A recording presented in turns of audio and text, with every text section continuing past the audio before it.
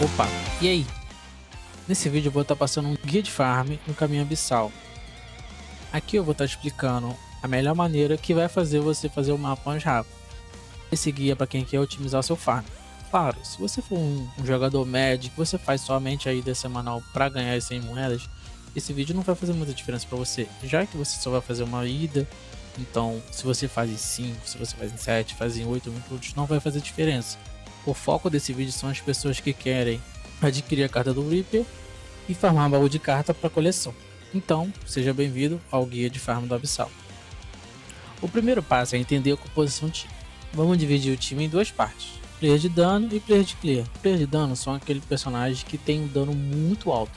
O melhor exemplo é o Zero, é o personagem hoje mais forte do jogo, sem sombra de dúvidas, que consegue distribuir um caminhão de dano sem muito esforço. Então ele consegue derreter qualquer boss.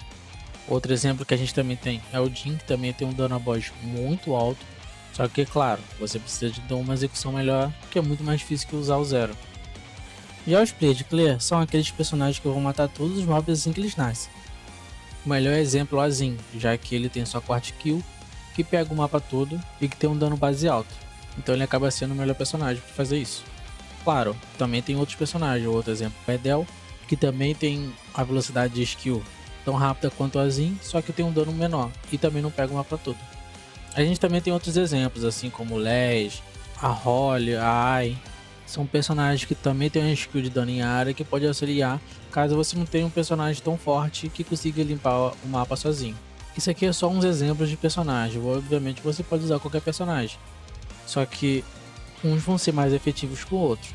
Então, resumido, a gente vai dividir dois personagens de dano e dois personagens de clear. Os personagens de dano vão priorizar usar o título de Back Attack, que é o título do Void 1. E os personagens que são clear vão estar utilizando o título de 5% e o de 10% de dano, que vai contribuir tanto para poder limpar o mapa, como os players de dano, consequentemente aumentando também o dano do time de dano. O próximo passo é entender a composição na sala. Dentro da sala, cada slot individual você nasce numa posição diferente. Então você pode usar isso para favorecer o personagem que você está usando. Personagens que têm skill de range baixo vão dar preferência a usar o slot 2 e 4, onde você simplesmente precisa correr e usar a skill. E o slot 1 e 3 fica favorecendo o personagem que tem dano em área, onde você não precisa estar colado com o boss. Isso faz que você execute esse mapa de uma forma mais rápida, evitando até que por acidente alguém da equipe acaba morrendo. No boss o spawn é o mesmo, mas não faz muita diferença. Bom, e por último tem os patches.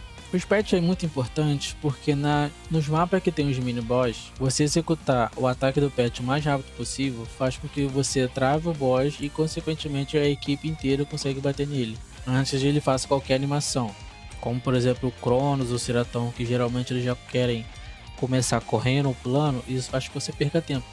Então, travando ele e conseguindo matar antes dessa animação faz que você ganhe alguns segundos. Um lembrete: sempre usar patches que tem uma boa duração de stun e tem um range alto. Um exemplo é a Karen, o Batos, o Polo, o Raid. São patches que tem um range muito bom, que você consegue executar de muito longe. E temos os patches como o Sherbet, o Calvin, que são patches que dão um delay muito alto também. Uma observação: dê preferência para quem tem um patch long range ser o líder da sala. Por quê? O spawn do líder ele é mais rápido que o resto da equipe, então ele consegue ir em direção ao boss mais rápido e consequentemente usar o patch mais rápido. E ele o primeiro a travar o boss e depois os outros membros conseguem usar o patch logo em seguida. É o tempo suficiente para você conseguir matar o boss antes de ele fazer qualquer animação. Bem, agora a gente vai para o que importa: os andares. O mapa é dividido em 12 andares, onde você começa a contar quando você quebra o portão. Então, assim que você quebra o portão, começa a contar o primeiro andar. Então não, o player que vai dar clear vai usar essa habilidade assim que começar o mapa. Tem que ficar muito atento porque os mobs eles ganham um shield, então você tem que usar essa habilidade antes de eles terem esse shield, senão você não vai conseguir matar. Então tem que ser uma execução rápida. Nasceu no mapa, usa skill. No segundo andar, o outro player de clear vai usar o seu skill. Claro, se os players da sua equipe de clear não tiver o dano suficiente, vocês acabam tendo que combinar skill. E é claro, os players de dano também vão auxiliar caso fique com o mob vivo. Então a gente chega no andar 3, é o andar do primeiro mini boss.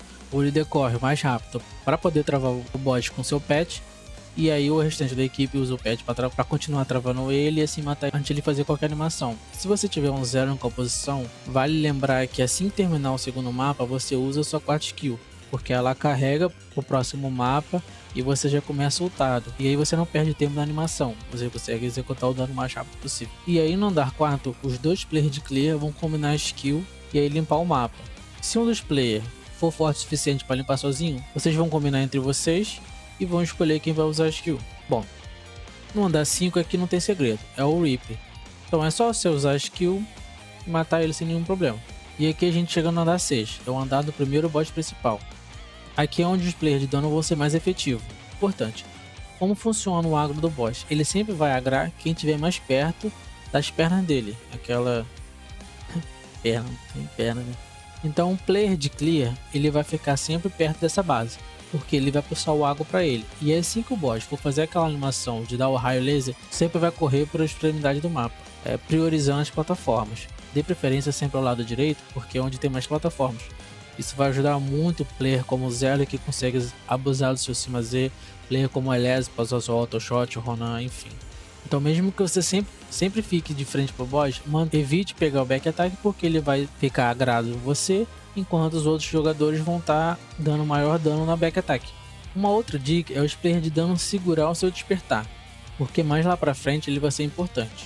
Então, guarde isso. Bom, indo para o andar 7, a gente vai repetir o mesmo processo com algumas mudanças da primeira etapa. Então no Dan 7, caso player de clear não tenha um dano suficiente para matar sozinho, ele vai combinar a skill com outro player de clear. Então os dois vão combinar a skill para limpar mais rápido.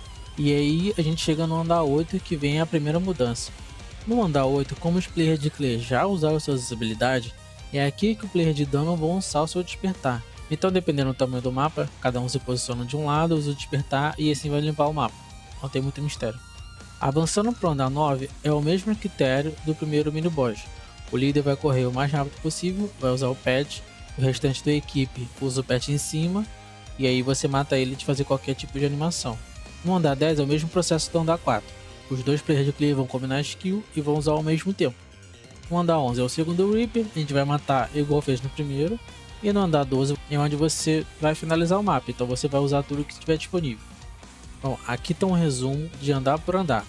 Então, caso ficou alguma dúvida, aqui fica mais autoexplicativo. Bem, é isso. Eu tenho certeza que se você aplicar essas dicas, o seu farm vai ficar muito mais otimizado e você vai ganhar bastante tempo com isso. Se você gostou desse vídeo, eu vou pedir para você deixar um like. E claro, deixa o feedback aqui nos comentários, caso você tenha alguma dúvida ou uma sugestão ou uma ideia para um próximo vídeo. Só deixar aqui nos comentários que eu vou estar lendo e respondendo todo mundo, tá? Bom, é isso.